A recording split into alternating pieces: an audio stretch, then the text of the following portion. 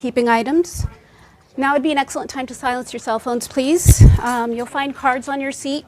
So if you have any questions for the speaker today, please send them forward, and they'll be collected by Cecily. I'm going to ask as many questions as possible, but please write legibly, because I can't ask what I can't read. All right? All right. So, good afternoon. Welcome to our Headliners Newsmaker at the National Press Club, where news happens. I'm Poonam Sharma, Secretary of the National Press Club and founder and editor of Global StratView. As we know, 2024 is a pivotal year for elections, with more than 60 nations that have headed to the polls or are heading to the polls. Among these, India held the largest election in history from April to June, with 950 million voters who participated over 7 phases to elect their new government. Our distinguished guest today, Rahul Gandhi, the leader of opposition in India's parliament, is no stranger to this stage, as this is his second time addressing the National Press Club. When he joined us in June 2023, he had been disqualified from the Indian parliament, a decision that was later overturned by the Supreme Court ruling in August of that year. In this year's historic elections, Mr. Gandhi was re-elected to his seat in Wayanad in the southern Indian state of Kerala. Raebareli, not Wayanad. No, but you did win from Wayanad, and also won in Raebareli, located in the northern Indian state of Uttar Pradesh. As the leader of the opposition in India's parliament, Mr. Gandhi heads the Indian National Development Inclusive Alliance, a coalition of opposition parties that holds 234 seats, just 30 short of a majority. He's a vocal critic of Indian Prime Minister Narendra Modi. Mr. Gandhi entered politics in 2004 and has been a key figure in India's political landscape. Today he joins us to share his thoughts on the future of Indian democracy, freedom of speech, and pathways toward sustainable and inclusive growth. Please join me in giving a warm National Press Club welcome to Mr. Rahul Gandhi. Thank you.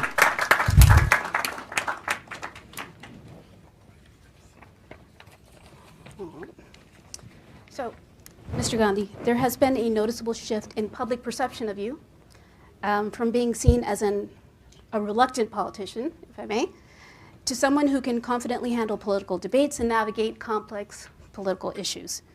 With a resurgence of Congress in the northern Indian state of Uttar Pradesh and a more open approach to working with regional parties, how do you view your personal and political transformation, and what factors have contributed to this change?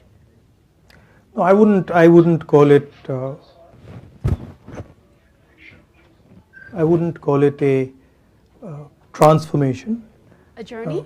Yeah, a journey. Mm-hmm. I think politics in India changed very dramatically in 2014. We entered a phase of politics that we haven't seen in India before. Aggressive, attacking the foundations of our democratic structure. And so it's a tough fight. It's been a good fight. And personally, of course, it has changed me.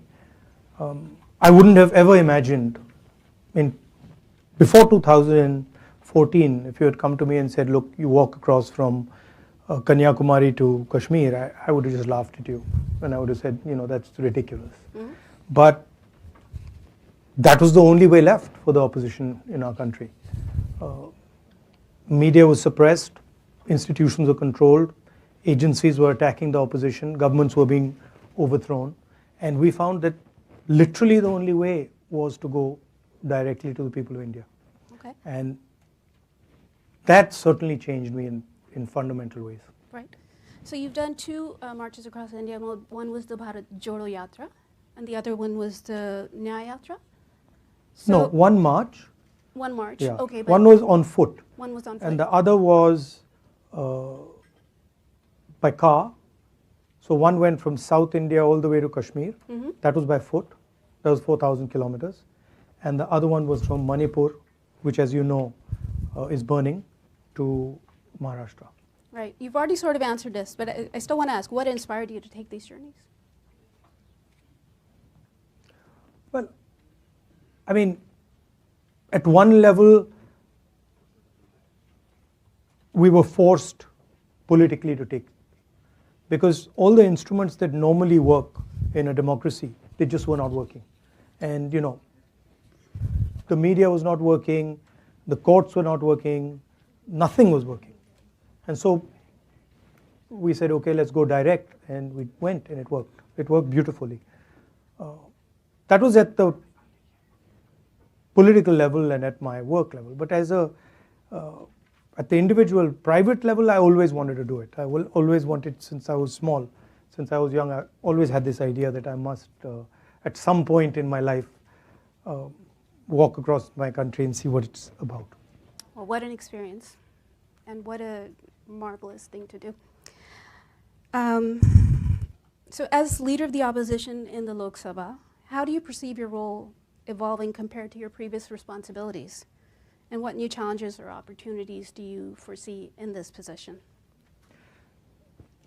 I mean, it's an extension of what I did earlier. There's an ideological war taking place in India between the Congress and our partners and the BJP and the RSS.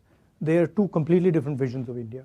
We believe in a plural vision, a vision where everybody has a right to thrive. All imaginations are free to roam.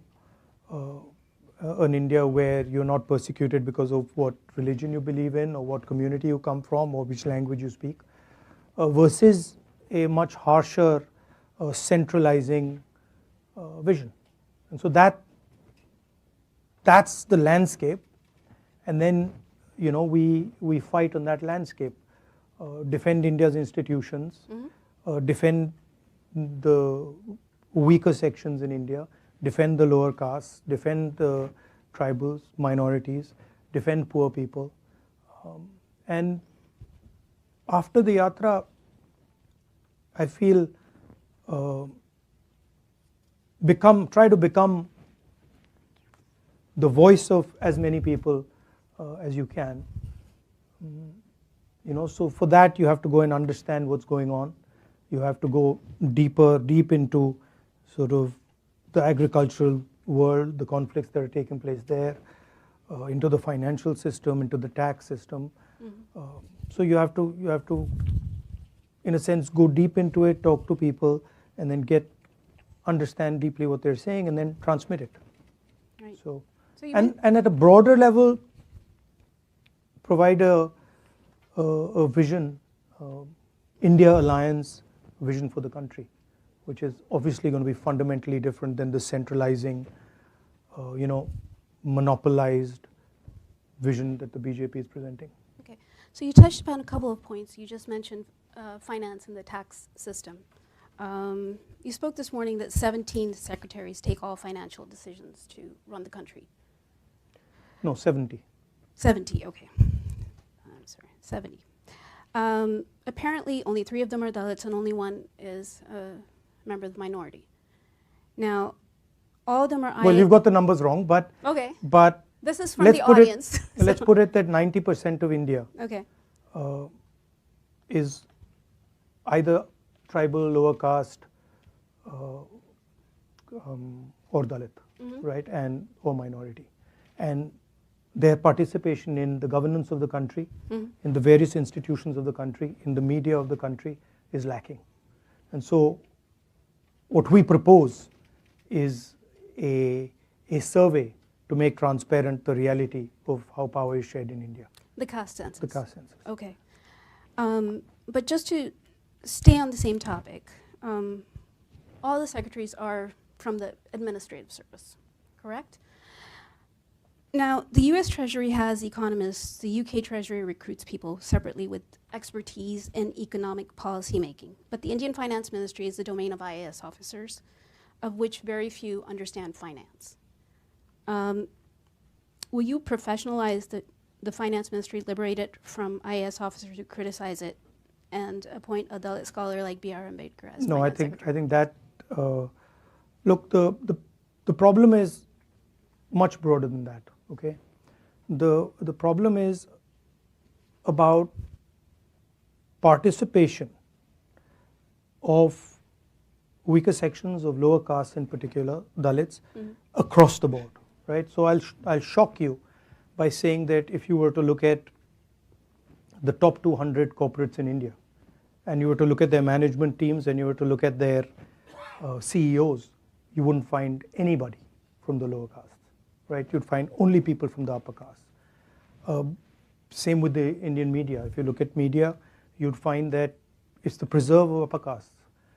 You look at the influencers on social media, you look at the big columnists, you look at the people who control the media infrastructure. Again, it's the same issue, right? So there is a very small percentage of India which is controlling the entire infrastructure. What you're proposing doesn't actually solve that problem. No, not proposing, I'm just asking. Yeah, what you're asking doesn't actually solve that problem. That problem is a much broader problem, and it's the first step in understanding that problem is actually in understanding what the reality is. So what is the participation of lower castes, of tribals, of Dalits in, for example, the corporate world? What is the participation in the media? What is the participation in our bureaucracy? The point I made about the secretaries is that if you look at the Indian government, 70 secretaries basically determine the direction of it, right? And I made this point again and again in the election that 90% of India doesn't have representation among those people. Okay, right? just as a follow-up, a lot of government posts are lying vacant, and many government agencies are actually hiring people through contract and not as direct hires. Exactly. So then how can you ensure? Well, we propose to change that. You propose to change So that? in our manifesto, we're very clear that this idea of contractual labor, we don't accept it. We're going to change it. Right, and many agencies are doing that to also reduce their overhead because of government expenditure. Yes, but that's true. Some of that is happening, but a huge part of it is happening to basically exclude people from lower castes. Because when you look at who are the contractors, they're not lower caste people, right? So the question for me and for the India Alliance is India fair? And we've been now independent for many years. How far have we got? We have a constitution that says India needs to be a fair country. One man, one vote, equal participation for all castes. But as an idea, caste is outlawed. And then when you look at the structure, the idea is very much there. So the first thing we want to understand is what is the extent to this? And that's literally getting data. It's the 21st century. Everybody talks about data. We want data on fairness in India. All right. And once we get data on fairness in India, then we can make policy proposals to correct it. Right. Okay, so India's biggest problem is also unemployment. Yeah. Right? So what is your vision, and especially what is your government doing, say in Karnataka, to create large-scale employment opportunities? So I've been saying here in the United States that the West, America, Europe, and India, the West used to be the producer of the world. If you wanted to buy a car in the 60s, you bought an American car. You wanted to buy a washing machine, you wanted to buy a refrigerator, you bought an American refrigerator, you bought an American washing machine, American television. You guys were at the forefront of that, right? And then somewhere along the line, America decided, India decided, and the West decided that we're just going to stop. And we handed the whole thing to the Chinese. Now, for a country like India, to simply say that, look, we are going to ignore manufacturing and we're only going to run a services economy means you can't give employment to your people, right? So one of the things I'm interested in is thinking about the act of production, also called manufacturing. Today, if you look at what most American companies do, look at what most Indian companies, most European countries do, they organize consumption. Uber organizes consumption. Organizing consumption is easy. Organizing production is a completely different ballgame, much more complicated. You have to deal with things when you organize production that you simply don't have to deal with when you organize consumption. So to me, there's a huge opportunity for India and the United States to regain that ability to produce, right? And we don't want to do it like the Chinese are doing it. We don't want to do it in an environment which is non-democratic, which is not liberal. So the real question for the 21st century, the Chinese have placed a production vision on the table. It's a non-democratic production vision. Can the United States and India answer that by placing a vision for production in a democratic, free society? Okay. And I think that's where a lot of answers lie. All right. Now, to complete, we have a government in Karnataka, we have a government in Telangana, and what we are doing is there are multiple different areas. Each area in India has its own speciality of production, right? If you go to pretty much any district, Bellary in Karnataka has a very deep textile industry which has been destroyed. So we are looking at these pockets of excellence and then trying to bring modern technology, financial support to build them. So the vision would be more of a decentralized production system. Unlike China, which is huge factories, we would be thinking about smaller and small medium businesses and embedding modern technology into that. We're testing some of these ideas in Karnataka and Telangana. Right, and then you'll roll it out to... That's generally how we operate. Okay. All right, so while we touched upon India and the US, the India-US nuclear deal led by Prime Minister Manmohan Singh was a landmark step in India-US bilateral relations. What do you see as the long-term prospects for India-US relations, especially in terms of strategic partnerships? You've touched upon it a little bit, but if you could elaborate. So there are two elements. The first is the defense cooperation, which is important, and I think we do a good job there. But then the second is what I touched on just now, which is China has placed in front of us a vision for production and prosperity in a non-democratic environment. Right? What is our response? Are we simply going to just sit there and say, okay, China can be the producer of the world and we're not going to do anything? Or do we have a response? What is our response to the Belt and Road? Right? I don't see one. So to me, that's really where US and India cooperation needs to go.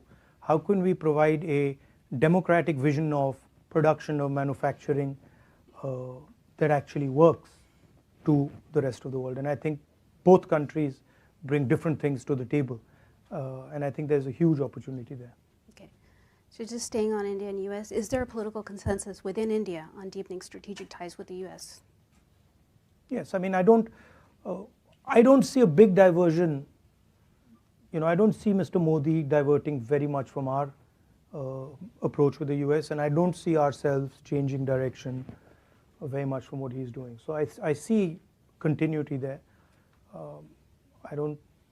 I think everybody on both sides of the equation, everybody does accept the fact that the India-US relationship is key for both countries. Okay. One more on the US. With the backdrop of an increasingly assertive China, the ongoing Russia-Ukraine conflict, and the crisis in Gaza, how do you view the role of the United States in global affairs?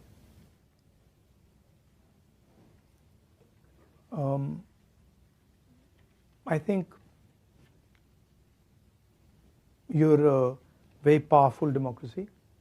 You believe in certain ideas on freedom, on democratic participation, and I think that's important for the world.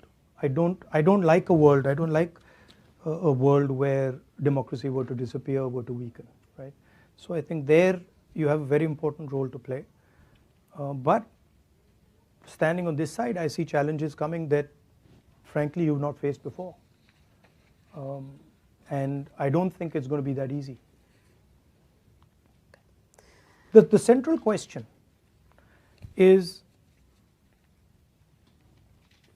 how do you challenge China on production and value addition, right? China's strength comes from that. Yes, China has a strong military, but the military strength comes from that ability to produce. It comes from Americans buying Chinese product. It comes from Indians buying Chinese product, and what are you going to do about it? Because we can't carry on this trajectory. Certainly I can talk for India. We simply cannot go forward without building a manufacturing base, without involving large numbers of our people, creating jobs for them. So for us, it's, we're not a Singapore where we can say, oh, now we'll do services and everything will be fine. We can't do it. We have over 1 billion people, and we have to give them an answer. And that answer can only come from production. Okay. One on national security.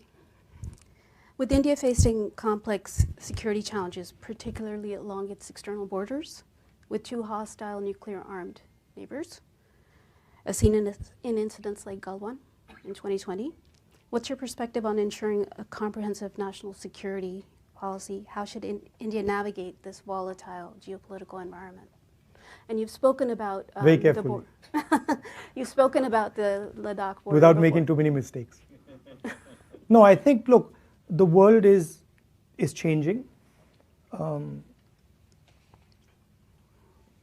There's a huge increase in China's power. China is our neighbor. We have a relationship with the United States. So we are right in the middle of all this geopolitical change. And so we have to have a long-term vision, strategic vision, and it shouldn't be one tactical move after another tactical move. It should be, okay, this is how we're thinking about it for the long term. This is the basic foundation, and we're going to walk on this path. I think the central elements of that, from our perspective, have to be the democratic idea. Have to be the central ideas that our freedom fighters and Mahatma Gandhi and others fought for, which is peace, non-violence, cooperation, harmony. All right, but it's difficult to do with an aggressive neighbor. Yeah, but India's pretty smart at doing these type of things. I mean, we can maneuver. I'm confident about that. But it's important that to do this properly, you have to have a very good sense of who you are and what your own nature is. Right. And that's where I don't agree with the current dispensation. When you imagine yourself to be something you're not, that's when the problems come, right? India is a very plural country. India is an open country. India is not one idea. India is multiple ideas. And when you imagine yourself to be something you're not, that's when all your strategic problems start. Okay. So I've just gotten a bunch. I mean, we are weakening our biggest asset, right? Our biggest strategic asset, India's biggest strategic asset, which is our democracy, which is just not India's asset, it is the world's asset, because it's so big, it's a global public good.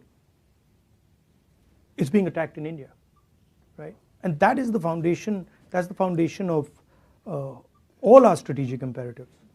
Right. So you say, democracy is being attacked, and I've had this conversation with Mr. Petroda, that the Indian voter is very resilient and very knowledgeable. It's not, and if you see the election results, does it give you more hope for democracy in India? Yeah, it does. Look, but okay. It's not good enough to say that the Indian voter is resilient and knowledgeable, because the Indian voter is informed by a whole set of structures, right? So if we don't have a level playing field, the voter might be very knowledgeable and and resilient. It doesn't really matter. We fought an election with our bank accounts frozen, right? Now, I don't know. I don't know any democracy where that's happened. Maybe, that type of thing happens in Syria or used to happen in Iraq. But we literally sat during our election and spoke to our treasurer, and he says, well, we have no money, right? Now, you can have a resilient voter. you still need to run campaigns, you still need to have conversations, you still need to have meetings, right? I've got 20 plus cases with me. I'm the only person in Indian history to get a prison sentence for defamation, right? We have a chief minister who's in jail right now. So, I mean, one way of saying it is, yes, the Indian voter is very resilient, and he stands like a rock. Absolutely, he does. But the Indian voter requires an architecture to work on, which is not there. But would you say that Indian democracy is resilient and it can't be broken? Well, I can say to you that Indian democracy for the last 10 years was broken. But it's on a upward trajectory. It's fighting back, but it was broken. I have seen the government of Maharashtra just being taken away from us. So I've seen it with my own eyes. I've watched it as our legislators have been bought and hooked off and suddenly became BJP legislators. So Indian democracy has been under attack, has been very badly weakened, and now it's fighting back. And I'm confident that it'll fight back. Okay. U.S. is scheduled for elections very, very soon. How do you think Trump and Harris will differ on India policy? And do you think one is better for India? I don't think they'll differ very much on India policy. I don't know. You don't? I think on both sides, there's basic acceptance of the relationship between these two countries. So I don't think we'll differ very much from Mr. Modi on this issue. And I don't think the Democrats or the Republicans will differ very much. I might be completely wrong. Okay. Certainly on the fundamental idea that India is a partner, I don't think there'll be any disagreement. Another one from the audience. Does the Congress Party believe that the caste census is the antidote to the BJP RSS Hindutva politics? And is the Congress acknowledging the way forward is a revival of the Mandal Kamandal discourse? No, I don't think we see it as anything to do with the BJP's policies. The Congress Party has always, right from even before independence, we've always fought for the idea that India should be a fair country. The idea that all India's citizens should be treated the same way. And so we feel very strongly that there is a very, very deep problem of participation. And we're going to address that problem. I don't see it as a Mandal versus Kamandal issue. And what we're saying is different than the idea of only reservations. What we're saying is we want a comprehensive understanding first of what's going on, and then we're going to apply a series of policies to correct it, reservation being one of them. Right. We've also said that we're going to, somebody misquoted me yesterday saying that I'm against reservations. I've been saying again and again and again, we're going to increase reservations beyond 50%, and I'm not against reservations. But do you think they should be economic based? Our caste is a central issue in India. It's a fundamental issue in India. So the question, look, I don't think the idea of untouchability exists anywhere else, right? Untouchability is way beyond an economic idea. It is, you simply cannot be touched, right? So I don't think it's only an economic idea. I think it's discrimination on many, many, many different axes. Okay. So your grandmother, Indira Gandhi, was instrumental in the liberation of Bangladesh, and the Manmohan Singh government also had good relations with former Prime Minister Sheikh Hasina. What's your perspective on the newly formed interim government in Bangladesh, and how do you see India's relationship with Bangladesh evolving? Do you think it should be party-oriented or people-oriented? I mean, we have a old relationship with the people of Bangladesh, and you're right. My grandmother was deeply involved with the creation of Bangladesh, I think there are concerns in India about extremist elements in Bangladesh, and we share some of those concerns. However, I'm confident that things will stabilize in Bangladesh and that we would be able to have a relationship with the current government or any other government after that. So in your meetings on Capitol Hill with lawmakers, was Bangladesh a focus of your discussions, particularly the attacks on minorities? We raised it, and they also spoke to us. Look, we are against any type of violence, and we want it to stop. And it's the responsibility, frankly, of the Bangladeshi government to stop it as soon as possible. And from our side, it's the responsibility of our government to put pressure so that that violence stops. Some observers say the U.S. should exert more pressure on Prime Minister Modi, but others say external pressure makes little difference. What is your view, and what do you think the U.S. posture should be toward India today? Pressure on what? On Mr. Modi? About what? About whatever the criticisms are against What are they? You know better. No, I'm asking. I don't. What are the criticisms?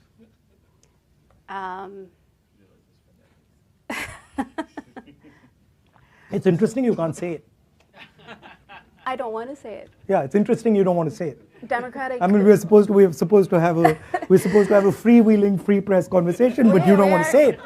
That's interesting to me. Democratic backsliding, persecution of minorities. Yeah, look. Freedom of press. The fight for democracy in India is an Indian fight. It's, with all due respect, it's nothing to do with anybody else. It's our problem, and we'll take care of it. We'll fight, and we will make sure that that democracy is secure. However, it's important to understand that Indian democracy is more than just any normal democracy because of its size.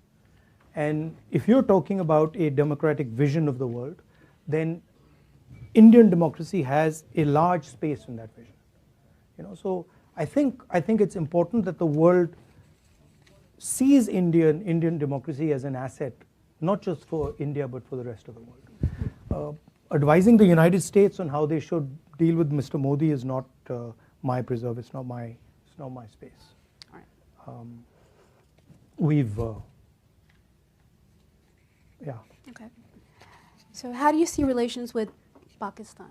Is the Kashmir issue holding the two nuclear nations back?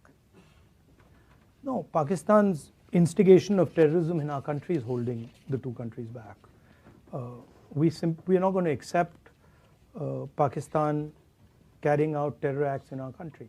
We're just not going to accept it. Okay. And until they keep doing that, there's going to be problems between us. Okay.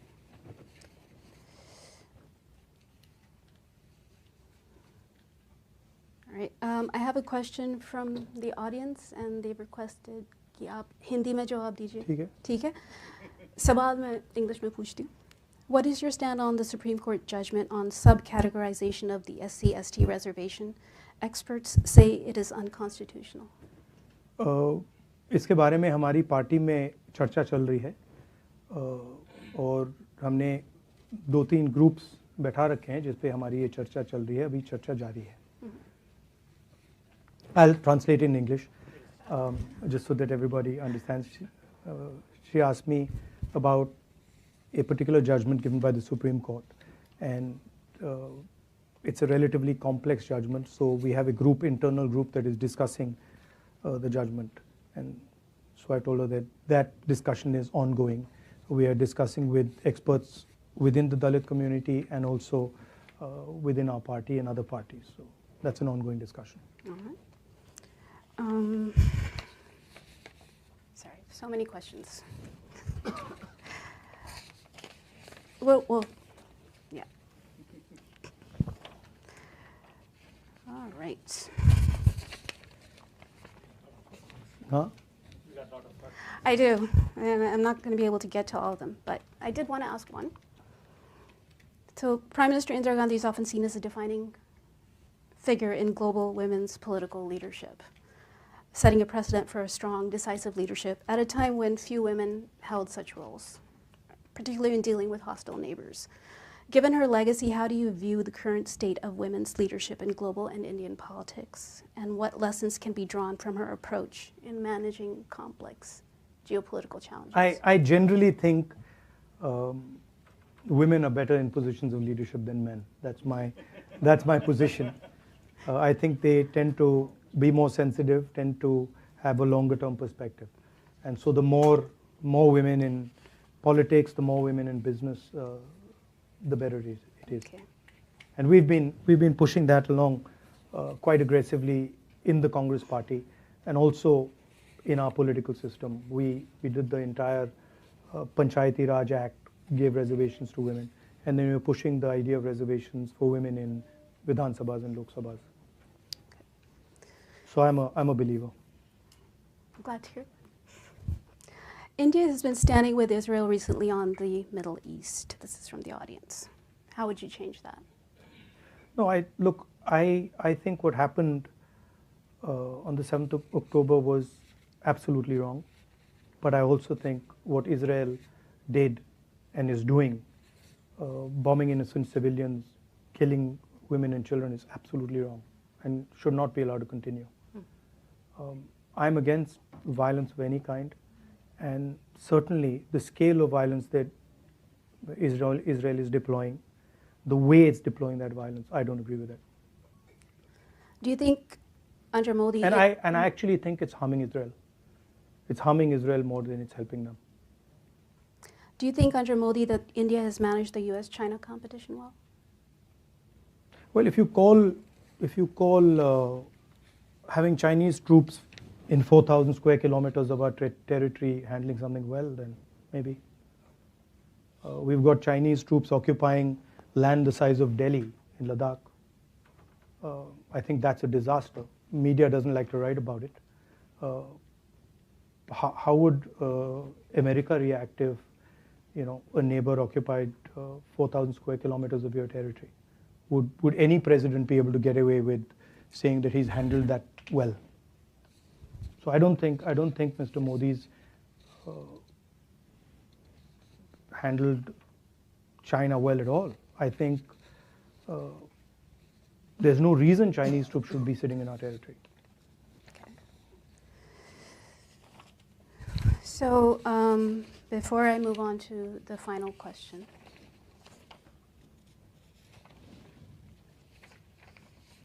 I did want to take a moment. I'm sorry. I have a lot of paper with me. All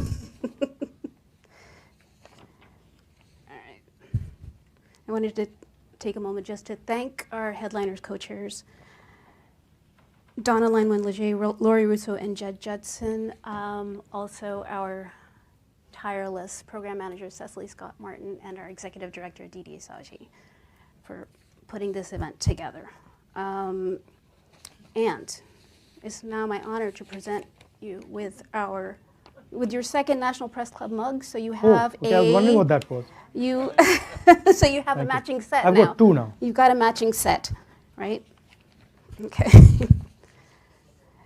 So, all right. So they say pilots have a distant vision. They're sitting in ones. They're navigating towards a distant destination, right? Now, your father, Prime Minister Rajiv Gandhi, had the foresight to introduce computers in India at a time when many doubted its relevance in a country grappling with poverty. But it became including, by the way, Mr. Vajpayee, the Prime Minister. Yet it became a transformative leap for the nation. And India today is an IT powerhouse and a leading provider of IT services to the world because of Rajiv Gandhi's foresight, right? So you also have a pilot's license, right? Yeah. Okay. As a trained pilot with a visionary outlook. I got in the United States. As a trained pilot with a visionary outlook, what's your long-term vision for India's future? And what innovative steps do you believe could catapult India forward in a similar manner as your father did with the computer revolution? Well, I mean, I think it's more than what is my vision, right? I think what is the vision of the Indian people? I think that's more important, and understanding that and bringing that together is more important. I have my views, but I think what India wants and what India thinks is where a vision should come out of. I really see a huge opportunity for India in rethinking how we produce in the 21st century in a democratic environment. And that would then include AI, it would include robotics, it would include drones, it would include pretty much everything. Mm-hmm. In order to do that, you would also need to build the infrastructure to do that. So it would include a whole set of things that would make India, in a sense, an alternative producer, an alternative to the Chinese way of doing things. That's one aspect of it, right? The other aspect of it is the fairness. I think there's huge energy locked in inside India, inside the social structure of India, and it's hidden. So India needs to start respecting the skills of its people, the skills of ordinary Indians.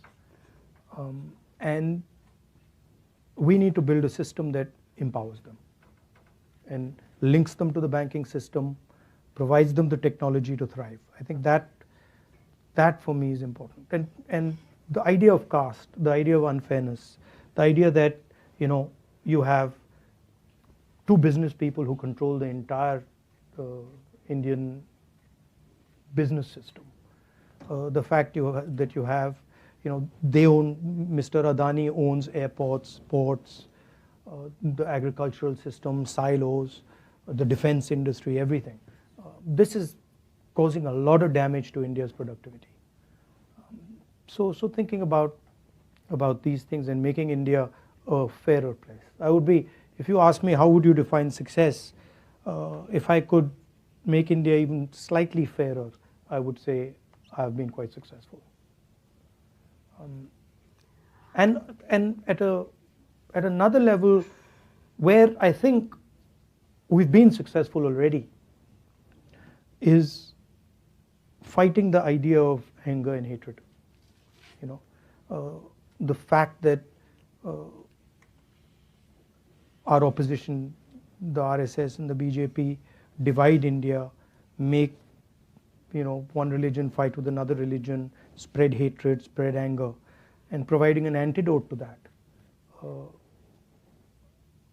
Introducing the word love into the conversation, which we did in the Bharat Jodo Yatra, and we did very successfully. I think that's a very powerful step.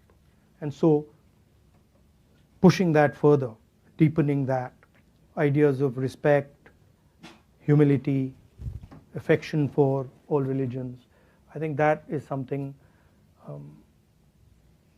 that we're going to push. And it's worked.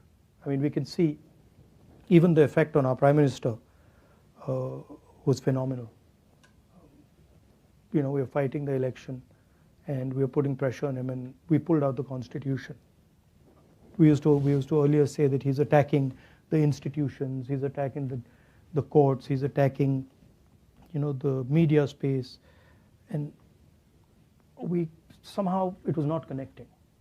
And then one day we pulled out the Constitution, and in our speeches we started putting the Constitution, and then it just it connected immediately. And we then realized that Indian people are not going to allow their Constitution to be torn to pieces. And it was quite a beautiful thing, because as we went forward in this election, suddenly we were watching the Prime Minister, and we could see that the pressure was beginning to tell. And then at some point he just said, I'm non-biological. I talk directly to God. And so the illusion was broken in a sense. Here's a prime minister of a modern country in the 21st century telling people that I speak to God. I'm different than everybody else. You are biological people. I'm a non-biological person. And I have a direct link to God. And that for us was game over. We knew that we had defeated the prime minister, right? And then the beautiful thing was, the first thing he did when he walked in to the Lok Sabha, and he was sworn in, he took the Constitution of India and he placed it in his head. So it was an interesting paradox. On one hand, he's destroying the Constitution, he's attacking the democratic structure, and then the Indian people have forced him to put it in his head. So that's India for you. That's Indian democracy for you. Yeah. Right. Well, Thank you. Mr. Gandhi, it's been a pleasure. Pandit Jawaharlal Nehru spoke at the press club, late Indira Gandhi and Rajiv Gandhi, and you've spoken here twice. Yeah. So thank you. Always Thank a pleasure you. to have you Thank here. you. Thank you very much.